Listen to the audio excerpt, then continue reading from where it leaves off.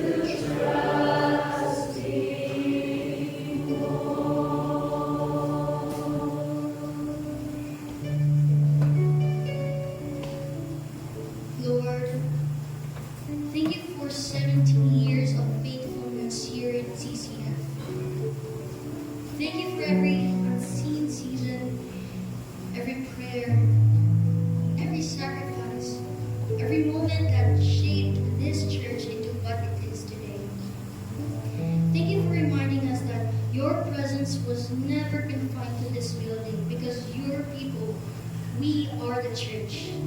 Now as we move forward into the next years ahead, teach us to trust you even when we do not fully understand where you are leading us, Father. May we always remain faithful, humble, and surrender to your will. In Jesus' name we pray. Amen.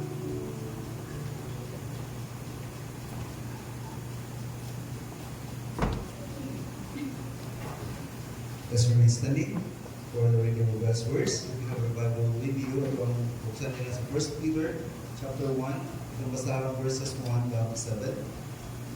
So 1 Peter chapter 1, verses 1 down to 7. It says, "This letter is from Peter, an apostle of Jesus Christ. I'm writing to God's chosen people who are living as foreigners in the lands of Pontus, Galatia, Cappadocia, and the province of Asia, and Bithynia. God, the Father, chose you long ago, and the Spirit has made you holy. As a result, you have obeyed Jesus Christ and are cleansed by His blood. We have more and more of God's special favor and wonderful peace. All honor to the God the Father of our Lord Jesus Christ. For it is by His boundless mercy that God has given us the privilege of being born again. Now, we live with a wonderful expectation because Jesus Christ rose again from the dead.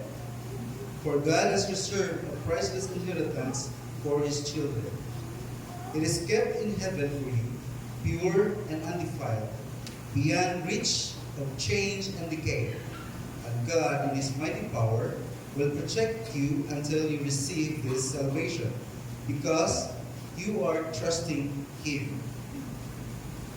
It will be revealed in the last days for all to see.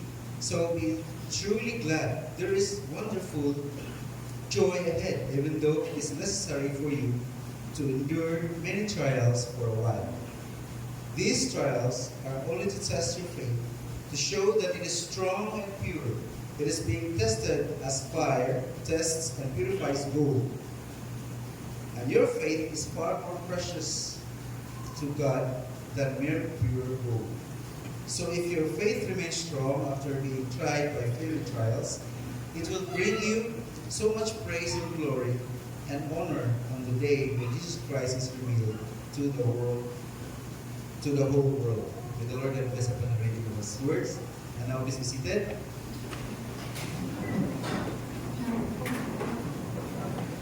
Happy anniversary sa kanatong tanan. Praise the Lord for His faithfulness. And so, before kita mo proceed sa pagpamino sa message in word, we are privileged to hear a message in song na ikahatag ka nato pinagi sa YBM and Heart Society Choir. So,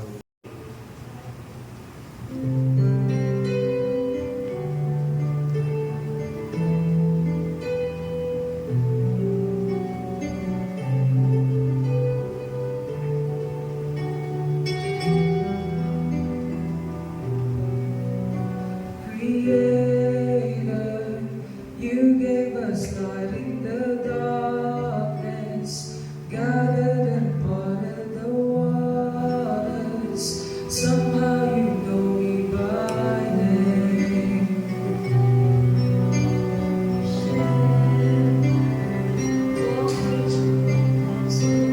Tomorrows, rise of my soul, I wonder, carry me by I stray.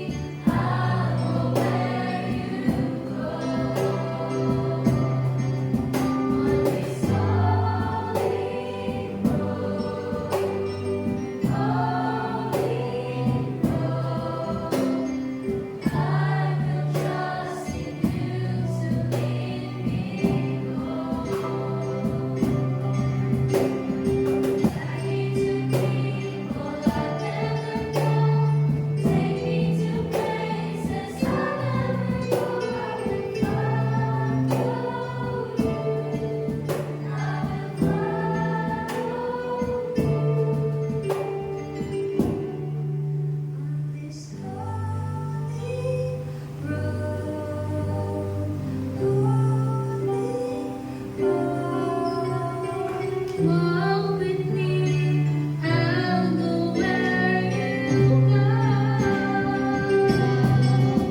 On this lonely road, walk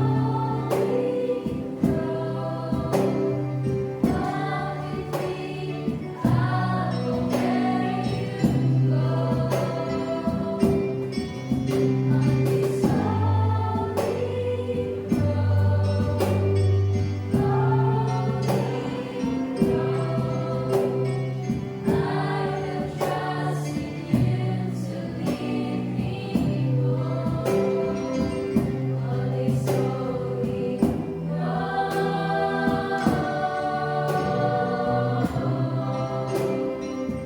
On this lonely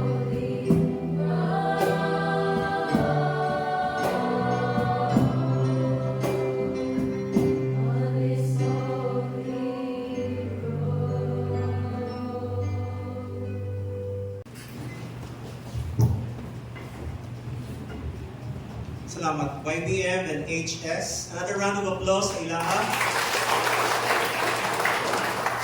I remember sa una, ako pagka-train, but salamat kay nanay mo train sa ilaha. Salamat kay Ish for teaching them. Kay sa una, ako pa nang kargo.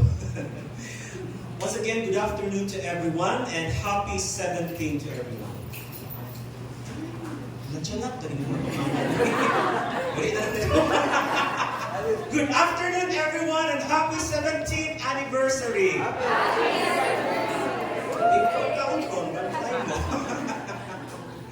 When I was younger, when it comes to church anniversary, ang naka-excite sa ako, dili lang ang event. Ang naka-excite sa ako, ang preparation itself. Dayon pa lang, gaplano na ko, kay artist man, musician, I like to decorate the church. Excited ko how to cover the stage with my artistry. Ganaan ko mag-prepare sa music.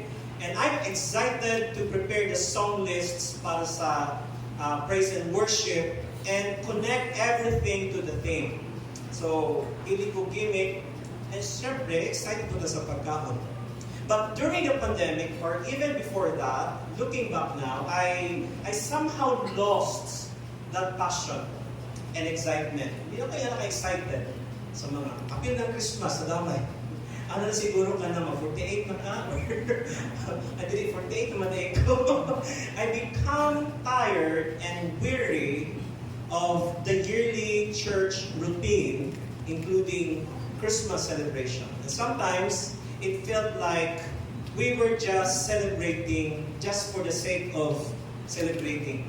Nagdugtong lang another year sa history, and I started feeling like it was just a hassle to do it again and again every year.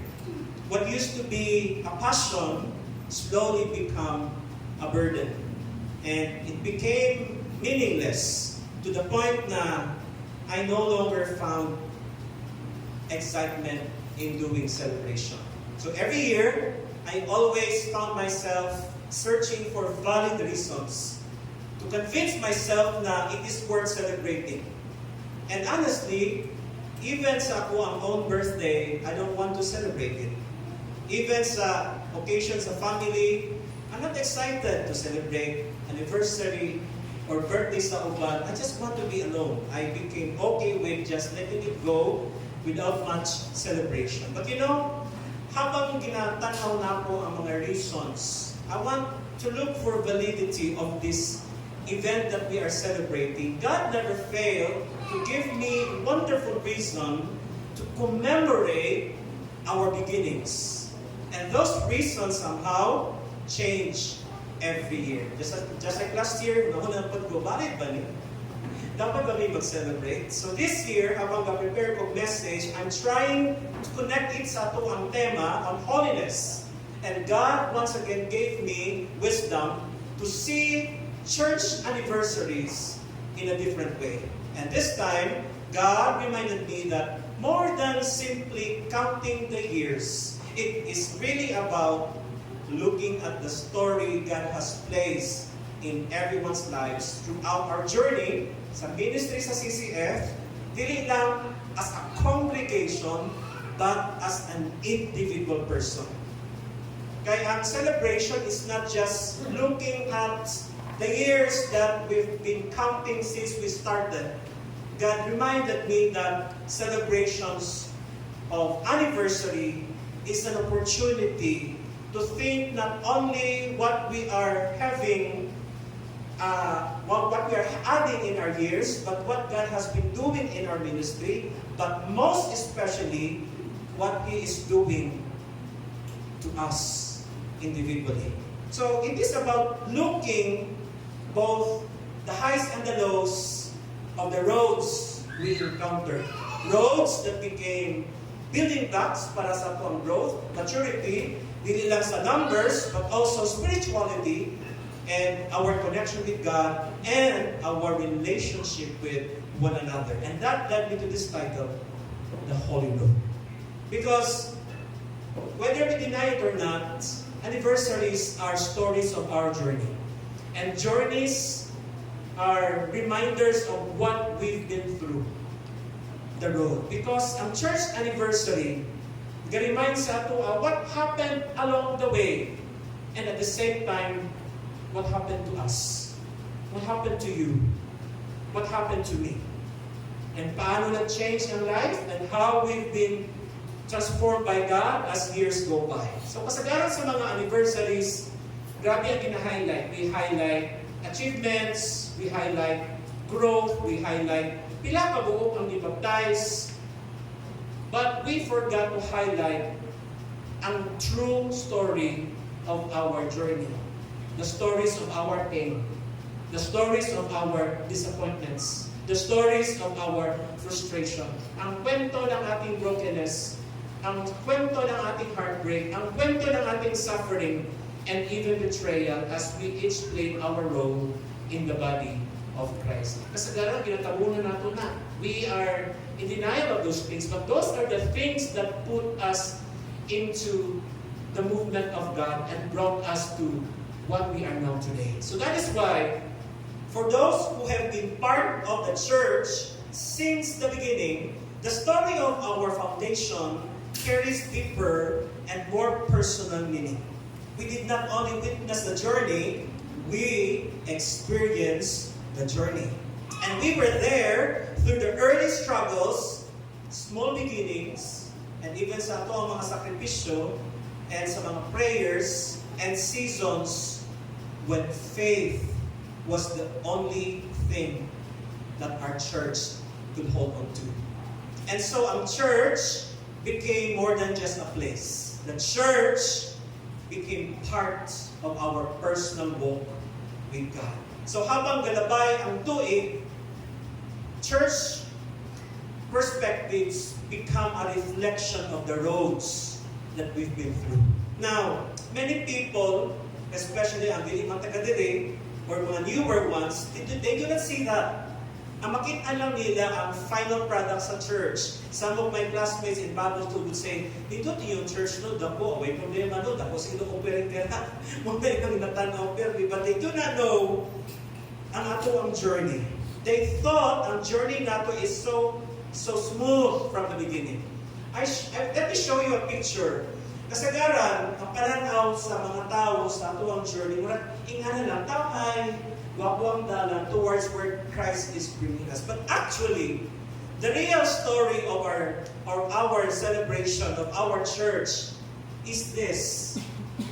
Going to where God is leading us involves a lot of obstacles, a lot of heartaches, a lot of sacrifices, a lot of prayers, a lot of challenges. And it's so good that 17 years is still giving us a way of telling us the truth. This is the true story of Community Christian Fellowship. You know, I'm glad na I still have these photos of how we started. Okay, ano daw sa next slide? Let us not forget where we started, dito sa AVR. And this is a humbling experience for us when we decided to, be independent. Next slide. And then 3 months later, wala tayo lugar for worship. may nagreklamo na bawal lang na mag-worship sa AVR sa City Heights. So, we decided to have our first worship service sa tunga sa balay ng mga Kuya sa garahe. Next slide.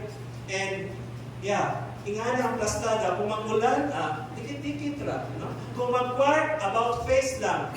Kaya wala may stage. Mo may itsura. Next slide. And we thank the Lord sa mga young people na nagtabang sa pag-put up sa mga atop na kasi ang mga Bulabog Boys, mga original Bulabog Boys na una pa si Rick din, no? Si Rick magay na sa Dublin. Mga nag-assist no, sa ang journey. Next slide.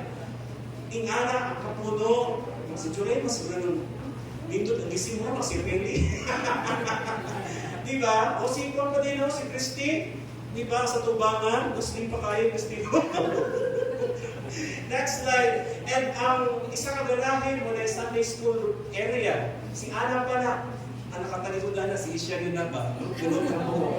Ang sa left si Juana, si Kyle, and kinsa na siya? Venice. Next slide. Si Ana. Sila yung mga first teacher. Si Kia na sa... Tamukiko pa rin siya. Kaya si John Dave na o si Just. Ano mga estudyante sa una? Next slide. Ano pa ba?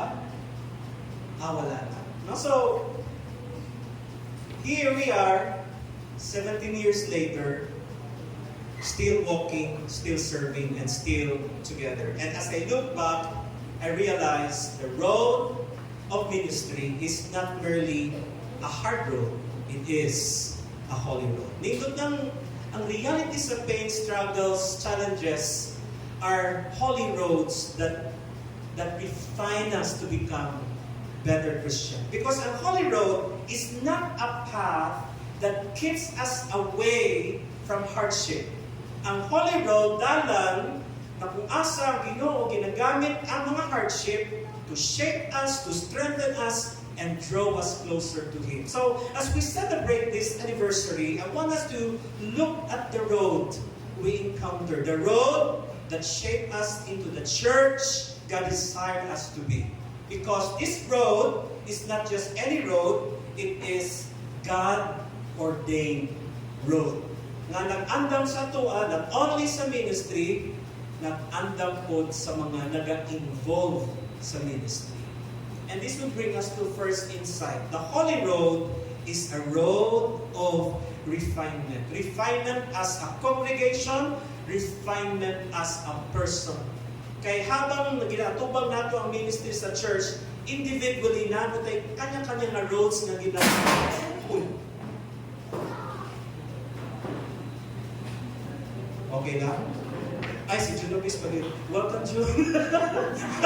Ang bisita pa din. Sorry na kaya, Jun. Kaya muna din na kaya. Okay lang, Jun, ha? Nakalusatan mo kahit pagkanihan, no? Okay, going back. Ang ministry journey, it exposes, at the same time, it refines us. 1 Peter 1:6-7 says, in all this, you greatly rejoice, though now for a little while you may have had to suffer grief in all kinds of trials. This have come so that the proven genuineness of your faith, of great worth than gold, which perishes even though refined by fire, may result in praise, glory, and honor when Christ Jesus is revealed. May isa kabutang na si Peter, iyang naintindihan that we do not always receive easily. Kung sama na, the trials we walk through are not interruptions to God's word. No? Muna nakita ni Peter, the trials we walk through are not interruptions to God's work. They are God's work. Ministry brings different kinds of pressure. It is not like pressure na ginatubang sa mga ordinary job or pressure sa mga responsibility, because ang ministry it deals with both spiritual matters and real human struggles at the same time. In ministry, you become deeply connected to people's pain. Connected ka sa problema sa tao. That's why, ang sakit sa isang member, murag ma-feel nimo. Ang problema, finances sa isang member, ma-feel nimo, responsibility nimo. Think about what 17 years of ministry has looked like from the inside. From the inside, ang 17 years, we will not deny that there are disappointments. Disappointments when people you poured into walk away. And there will be misunderstanding when your motives are questioned by the very people you served. And aside from that, na ako'y exhaustion. May tao po tanong. Ano sahi, magpakulay ko for 2 times the request to go 1 month leave so I could breathe for a while. And there is criticism. There's unseen sacrifices. And there are spiritual battles. So these things are not accidents, nor are they signs that something has gone wrong. They are often the very tools na gigamit sa Ginoo to shape us, to strengthen us, to refine us. And honestly, through it all, I am thankful. Pili lang sa mga achievements, mga produkto ng mga achievements. Ang mga achievements that we can present are products of those pains. Ano naman, I'm thankful because those difficult moments taught me how to trust God more deeply and experience His presence even in the hardest seasons. They taught me to keep giving all and doing my best. Even my human nature wants to quit. Even my human nature wants to give up. Even my human nature wants to surrender. Still, God gave me the strength to show up. And that's not only my story. Mapunang story sa choir members. Sa una, walay Sunday nga, walay choir almost every Sunday. Praise and worship team, they show up. Even though they have their own struggles, they come. I remember sa una, kung dito pa ta sa AVR, every Sunday, bit nato ang drums, ang keyboards, ang speakers, no? Sila Jerby pa to, sila Argent pa to, si Kuya Bong, original na, ano na nila, Charlton, muna ginabit-bit na mo. And there were times when we feel empty and nothing left to offer. But because I have seen how God works, I kept going anyway. Not because I was strong, but because God is always faithful. And His promises and His love never failed me. Listen to this. God uses difficult ministry to reveal what easy seasons never expose. That's why kung balikan mo ang number of years, pindot balikan ang mga hardest moments. Kay dira gina-reveal sa Ginoo ang iyang power, ang iyang mga work sa mga season that never expose. In the ministry, mura na siya furnace. No, mura siya tawag na ginatawag in refiner's fire. Kay sa ministry, gina-refine ato ang patience, gina-refine ato ang humility, gina-refine ato ang motives, our love, and even our endurance. The fire of ministry, however, it does not destroy, it only refines. Insight number 2, we are not only serving in ministry, we are being shaped through ministry. Ang Holy Road, it shapes the servant to holiness. Wala lang gina-focus sa Ginoo kung paano gadagan iyang ministry. Mas ginatutukan sa Ginoo kinsa tong nag-surrender ng alagad kaniya through the ministry. So, serving changes the servant. You know, one of my challenges in ministry, pagsugod pa lang, funeral o wedding. I don't like to handle funeral service. Kay, di ko ganahan magtagahila. Di ko ganahan I don't know how to minister to those who are grieving. Kay I only want happy. Di ko sanay kung gloomy ang lugar, wala ko mamatay. I don't have the spirit to do the Lord. Ayaw na sana ihatag sa puto, ay mamatay. Kaya di ko ganahan. After praying that in that year, pandemic, sunod-sunod ang patay. And that is where I learned to appreciate the ministry. The ministering of the grieving. Isa pa nga hint na ko, sabi niyo, nag-enjoy mo? Wedding. Okay, kabatin mo. Wedding kay, for so many years, almost every year, present ko sa wedding kay ginakuha nga usahay host, ginakuha nga singer, ginakuha nga mag-decorate. Sideline ako na sa una. Kapoy ko wedding, memorize na ako na. Usay procedure. But I have my duty to the church. There was first 3 weddings na ako, gihimo na ako na out of duty. But sa 4th wedding na ako, din ako na-enjoy. Wait na mag-wedding. I remember that was kasal ni Rick. Yung murag free na kaayo ko na. Hindi na ako scripted na daan, murag easy flowing. Katong gasugod pa lang, murag isot na mo, kaya mo, purman mo ka. Ano nga pinakahit na mo, mag-wedding ka na, magbarong ka, or sa tawagan na, mag-alili ka na. Murag imos ba nga, kunya, tropical ang setting, nabili mo, prim and proper, niya, basa na dahil sa mong hita, sa mong ilog. It's so uncomfortable. But you know what? I learned to love doing that. And praise the Lord, kay gina-shape niya ang servant, even though that was not the exciting part sa iyang ministry, but it became one of the most beautiful thing to do. To witness now, ang mga youth ni mo dati, ikasal na, magkaroon ikaw na magdedicate sa ilang mga anak. So that's the joy of doing the ministry. In Hebrews 12:10-11, it says, God disciplines us for our good, in order that we may share in His holiness. No discipline seems pleasant at the time, but painful. Later on, however, it produces a harvest of righteousness and peace for those who have been trained by it. May rason ng Hebrews 12 connecting discipline with holiness. Hindi na pwede mahiwalay. God's goal is never simply that we will do more for Him.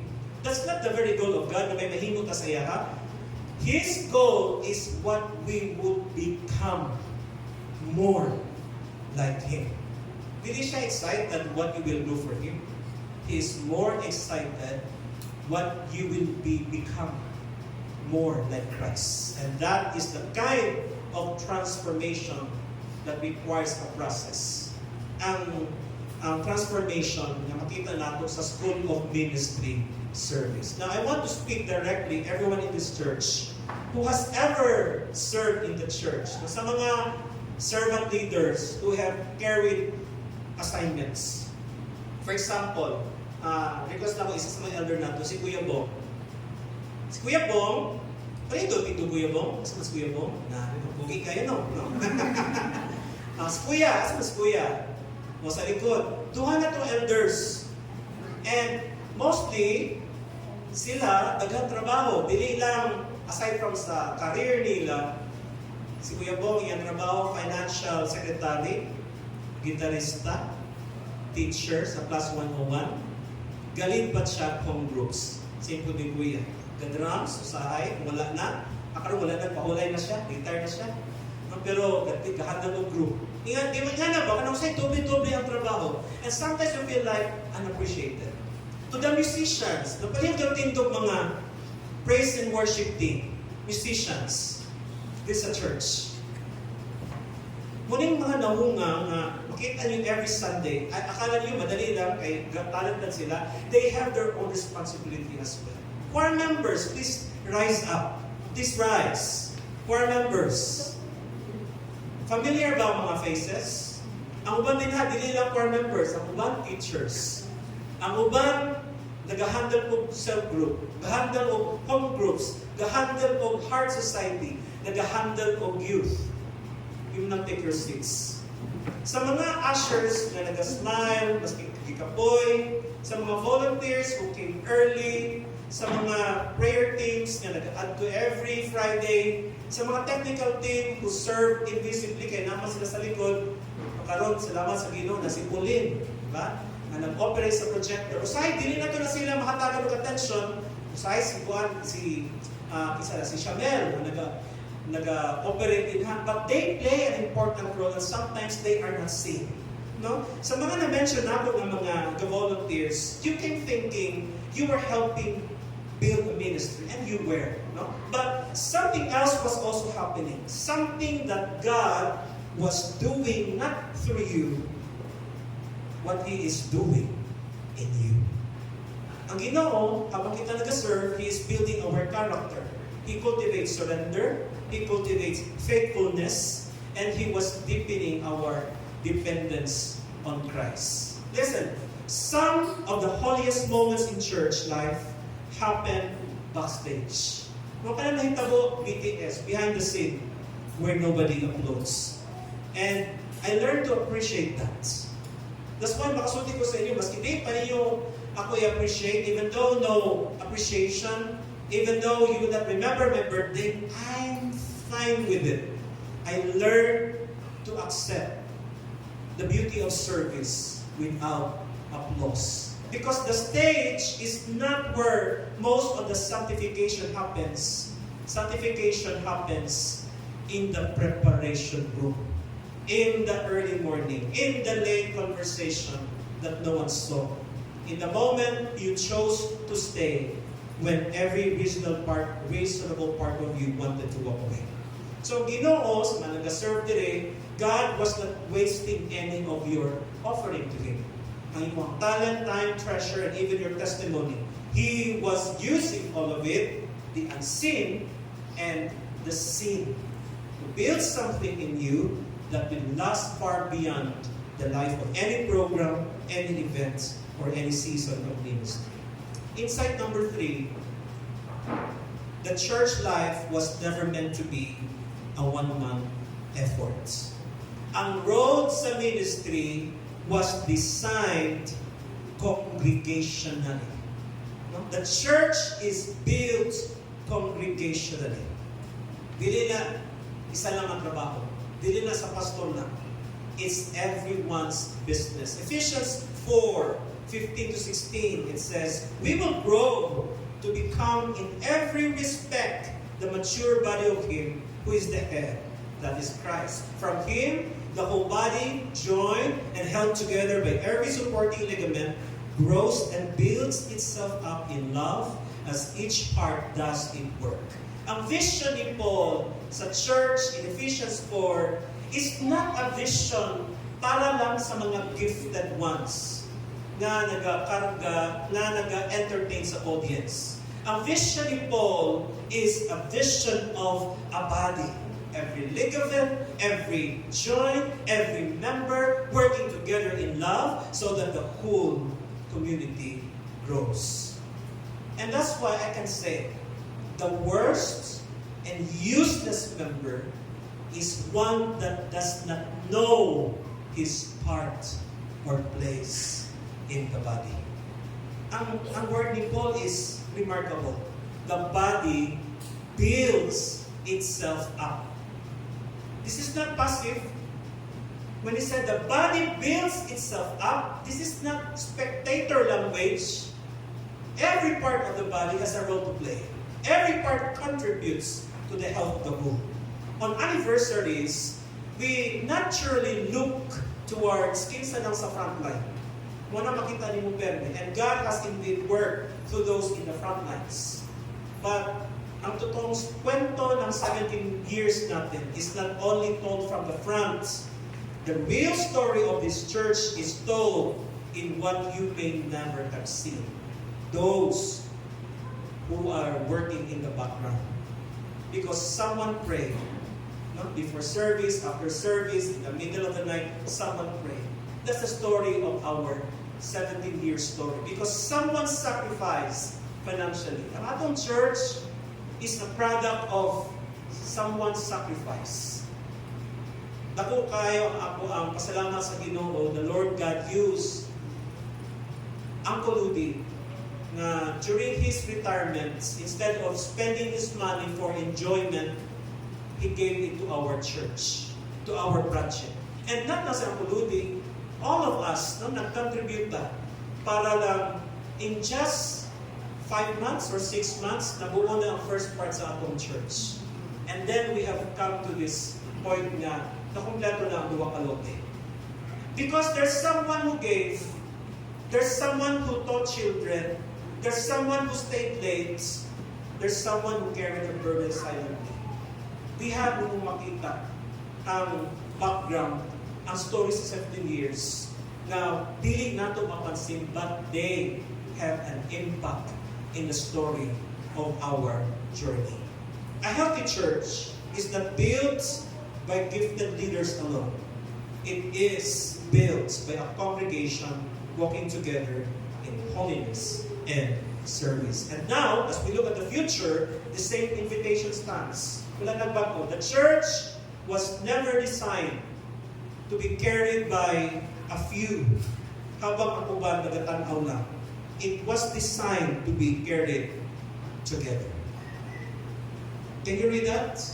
A healthy church is not built by the gifted leaders alone. It is built by a congregation walking together in holiness and service. This is the moment to prove, to move in your own heart from being a spectator to participant.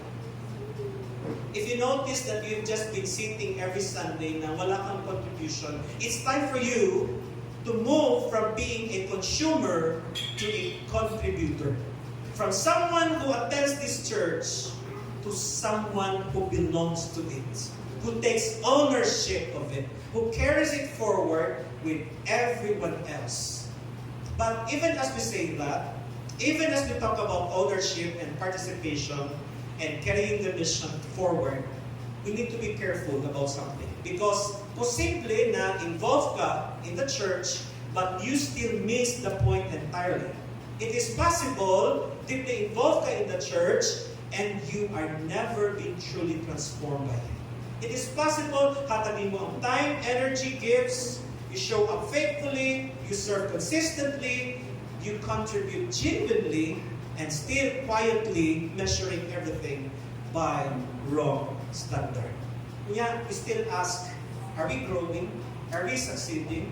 Are we making an impact? Are we known? Those are not wrong questions, but they are not the final question.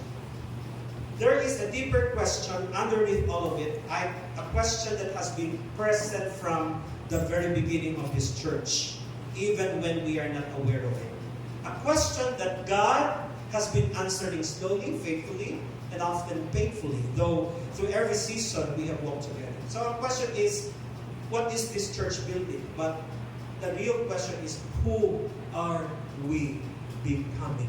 Sa 17 years, what is worth celebrating is, who are we becoming? Kaya uban na ko sa 17 years, linaw na, kamay kaon. Mga man na usually ito, basta pinag-bigil ang kaon. But no evaluation, no assessment, who are we becoming? After 17 years, are you the same person 5 years ago? Are you the same person 10 years ago? Na until now, no contribution in the body of Christ. You still do not know your role and your part in the body of Christ. It's time to move. It's time to step on the holy road. Insight 4, the holy road leads to Christ-likeness. Ang goal is not ministry success. The goal of the church is becoming like Jesus together. In Romans 8:29, for those God foreknew, He also predestined to be conformed to the image of His Son, that He might be the firstborn among many brothers and sisters. Kaninga verse, it may be the most clarifying verse in all of ministry. Because everything God does in us, every trial, every season, every moment of discipline, every refining fire is moving to one direction. Asa man? Conformity to the image of Christ. Yes, may mga churches na daghan kayong activities, but it could be nga daghan sila ginapose activities, but still they are not being conformed in the image of God. No? That is the ultimate goal, conformity to the image of God. Not bigger church, not more programs, not wider reach, not greater influence, not comfort, not applause, not legacy. Those things may come, and when they do, they are gifts, but they are not the goals. What is our goal as a church? For 17 years, it doesn't change. The goal is faithful people.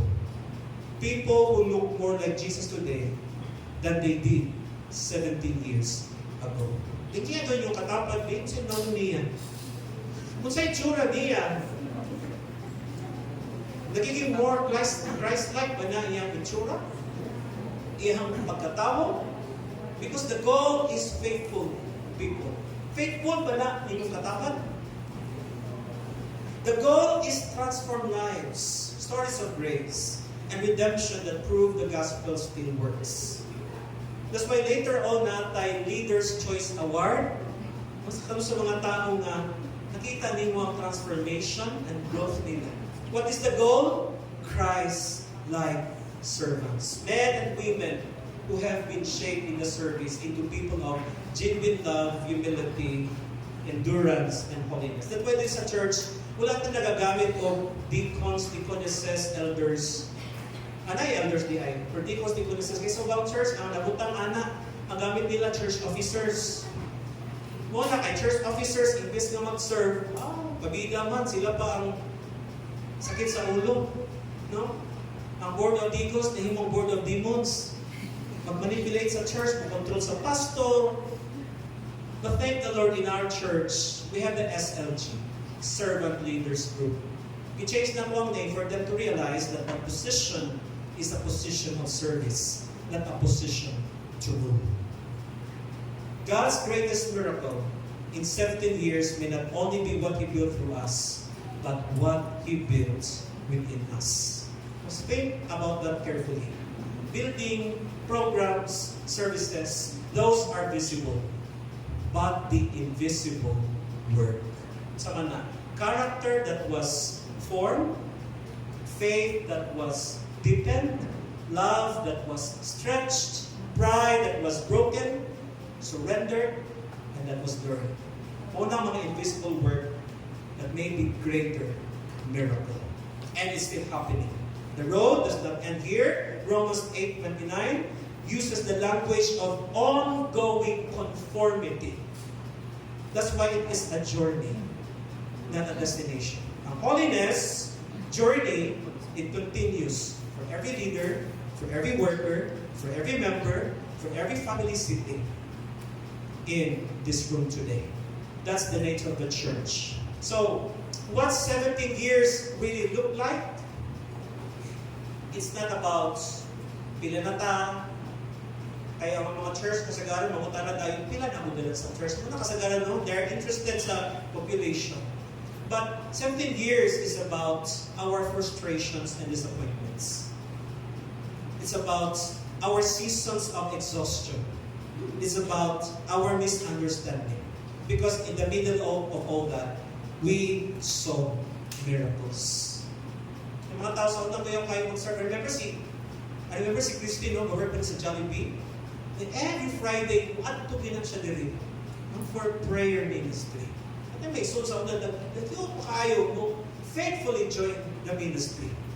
And so we saw lives changed by God. We saw faithful people stay.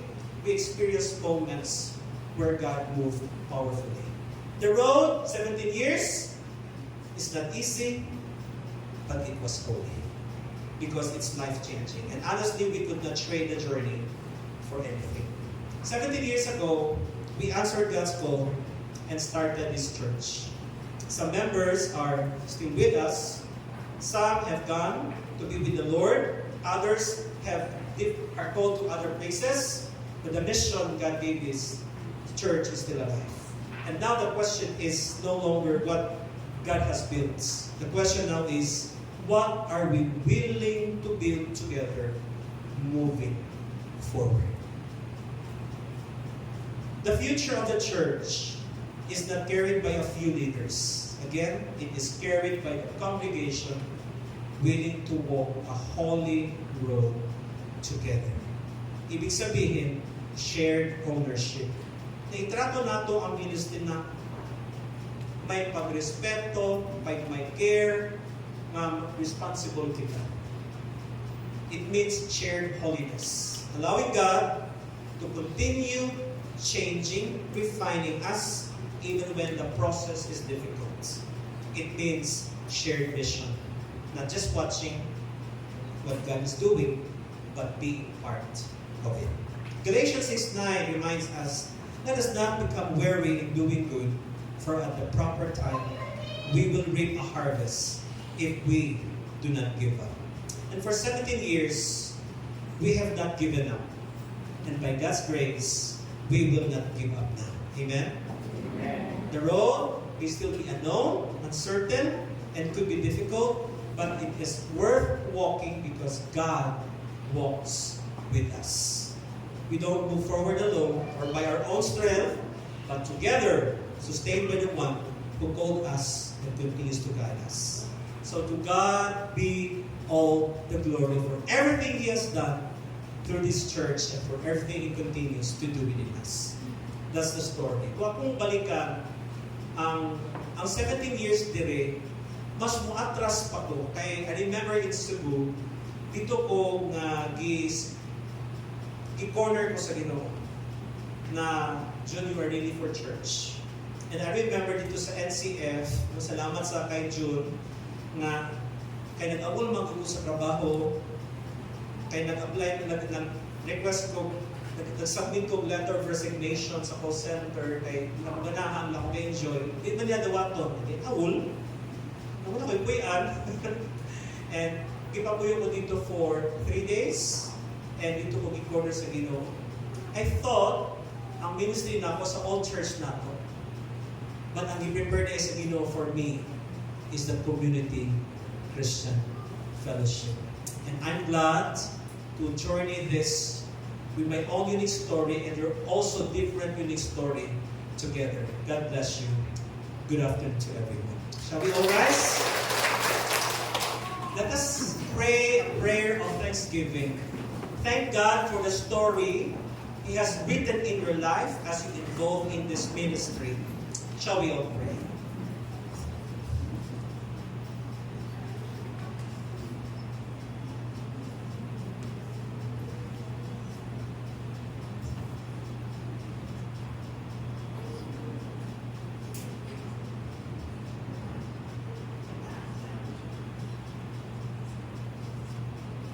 Thank you, Father, for a journey that hasn't stopped, a journey that's still going, a journey that brought us to a holy road, refining and still transforming us to become like your Son.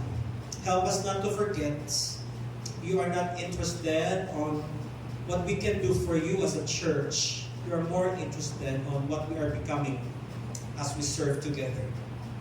Thanks for reminding us that in 17 years, it's really about the story you have written in our hearts to serve you, to honor you, to love you, and to especially to become more like you.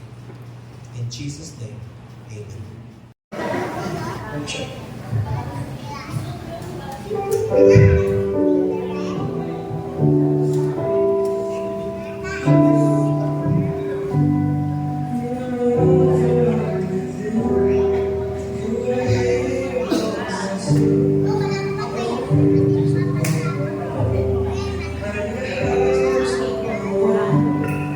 When we're rolling down inside, and there's no one else to cry, I need a place where I can go.